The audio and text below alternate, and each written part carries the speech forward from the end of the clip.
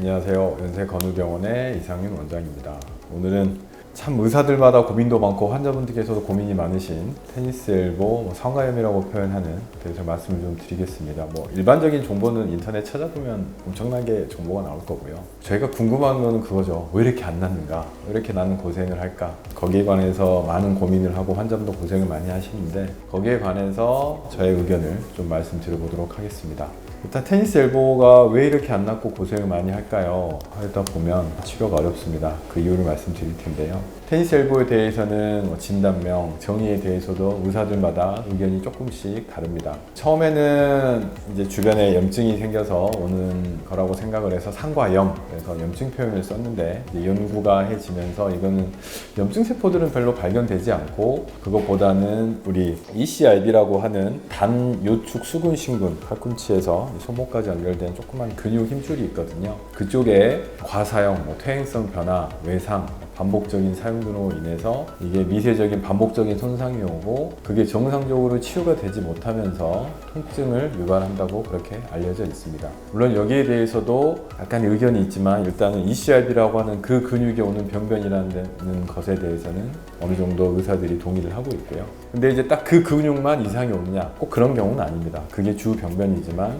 이게 구조학적으로 해부학적으로 보면 주변 근육들과 참 유사하게 합쳐져 있는 경우도 있고 되게 많이 붙어 있거든요. 그 주변에 있는 총신전건이라고 하는 그곳의 힘줄, 그 다음에 이 바깥쪽을 잡아주는 인대 그런 것들과도 같이 동반돼 있고 ECRB라고 하는 근육에서 시작은 했지만 그게 심해져서 주변 구조물까지 병변이 같이 되어 있는 경우도 꽤 많이 있습니다. 그래서 첫 번째 좀 진단부터 어려운 그런 과정은 좀 있는 걸로 생각이 됩니다. 아까도 말씀드렸지만 치료가 참 어렵습니다. 인터넷 검색해 보시면은 수많은 정보가 있는데요. 또 수많은 정보도 비슷한 듯 하면서 다들 다릅니다. 그 이유는 제 생각에는 정답이 없습니다. 그래서 제 생각에는 일단 정답이 없기 때문에 제가 환자분한테 말씀드리는 거는 본인한테 맞는 치료법을 찾는다 그렇게 말씀을 드려요. 처음에 물론 많이 안 쓰고 하는 게 중요하겠죠. 근데 많이 안 쓰고 하는 것도 아까 제가 ECRB라고 하는 근육이 팔꿈치에서 손목까지 연결됐다고 그랬잖아요. 단순히 이 팔꿈치만 안 쓴다고 되는 게 아니라 이 손목 연결되어 있기 때문에 손목 움직임도 되게 중요합니다. 진단을 할 때 우리가 이쪽에 눌러보면 통증도 있지만 이렇게 편 상태에서 힘을 주고 손목을 위로 힘을 줘서 꺾어보면 이쪽 통증이 유발되거든요. 어떤 의사들은 우리가 보조기나 기부스를 할 때 여기만 해서는 안 된다. 손목 이쪽을 잡아줘야지 된다. 그렇게 말하는 의사들도 있고 또 그런 의견도 많이 있습니다. 여하튼 간에 일단은 손목과 팔꿈치에 무리가 안 가게 하는 어떤 그 자세를 좀 바꾼다던가 삶의 스타일을 좀 바꾼다던가 하는 것도 중요하겠죠. 그런 거는 모두가 동의하는 기본적인 겁니다. 작업을 하실 때 너무 이쪽에 한 방향으로 무리가 가거나 반복적이 된다면 그것도 좀 조절을 해줘야겠죠. 그렇게 생각을 하시면 되고 요즘에 이제 관절 통증을 같이 연구하고 공부도 하는 모임에 가보면 워낙 원인도 다양하고 의사들마다 의견이 다르기 때문에 이거를 상가염이라고 딱 진단명을 붙이기보다는 이쪽에 통증을 유발하는 일종의 증후군으로 봐야 되지 않겠냐 그렇게 말하는 의견도 조금씩 나오고 있습니다. 여하튼 딱 정해진 치료가 없기 때문에 의사마다 병원마다 치료법이 다양합니다. 초기에는 휴식, 약물요법, 물리치료 이런 걸 시행하고요. 체외충격파, 주사요법도 많이 시행합니다. 주사요법도 아마 검색을 해보시면 주사 종류가 되게 다양합니다. 어떤 주사가 딱 정해지고 좋다 그것도 정해진 거는 없습니다. 하지만 스테로이드 주사는 많이 쓰면 오히려 치유를 방해하고 손상을 더 심하게 줄 수 있기 때문에 그거에 관해서는 조금 신중을 해야겠죠. 그 다음에 이제 이런 초음파나 MRI를 보고 손상 정도에 따라서 거기에 맞춰서 다양하게 치료법을 선택하는 방법도 있습니다. 하지만 환자분에 따라서 증상도 다르고 그 초음파나 MRI 영상 쪽 소견하고 맞지 않는 경우도 많습니다. 그렇기 때문에 MRI상 이거는 어떻게 됐으니까 이거 이 치료법을 해야 된다. 물론 병이 근육하고 인대 손상이 심하면은 아무래도 수술 쪽 소견으로 가야 되는 경우가 많겠죠. 근데 하지만 비수술 요법일 때 이 정도는 충격파로 낫는다. 이 정도는 주사하면 낫는다. 딱 정해져가지고 딱 일치되지 않는 경우도 많다는 거. 그래서 다시 한번 말씀드리지만 어렵습니다.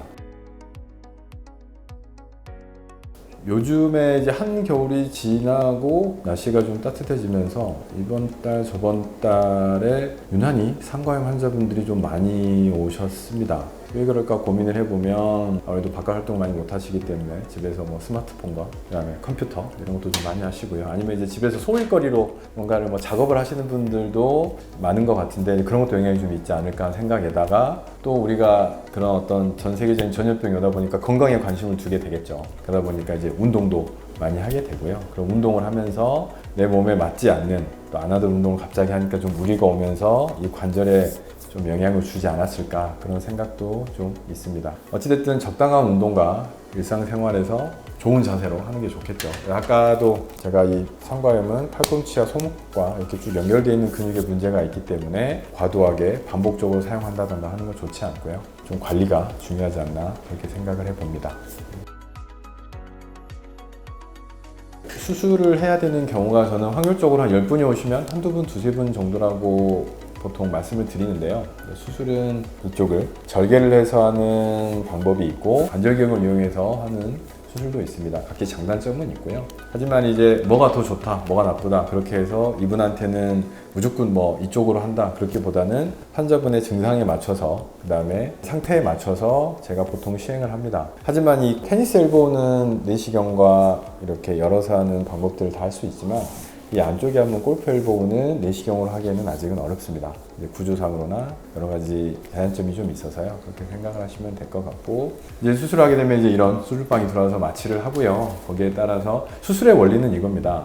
이 손상이 오고 정상적으로 치유가 되지 않는 조직들을 제거하는 거죠. 제거하는 게 원리라고 생각을 하시면 되고 그 부위를 제거하고 필요하면 먹는 나사못과 실을 이용해서 다시 봉합을 해주는 그게 원리라고 생각을 하시면 되고요. 비수술 요법들은 그 손상되고 치유되지 않는 조직들을 좀 재생시켜보고 회복되게 해보려고 하는데 목적이 있다고 생각을 하시면 될 것 같습니다. 그래서 이제 저희 병원에서 많이 하는 이제 미세건 시술이라고 있는데요. 이제 그 미세건 시술이라는 거는 이 손상된 조직들을 어떻게 하면 좀 더 잘 치유되게 하고 어떻게든 좀 수술 쪽으로 가보지 않고 좋게 해볼까 하는 이제 고민에서 출발을 했던 겁니다. 지금까지 우리가 시행해왔던 이런 비수술적 요법들을 한 번에 모아서 조합을 시켜서 잘 회복될 수 있게 해본다. 그렇게 생각을 하시면 될 것 같습니다.